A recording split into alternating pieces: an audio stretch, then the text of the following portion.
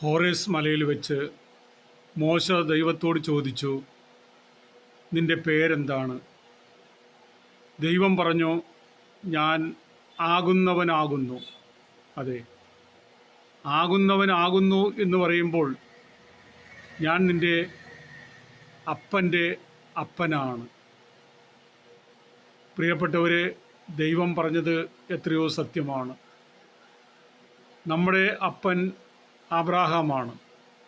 അബ്രാഹത്തിൻ്റെ അപ്പനാണ് ദൈവം.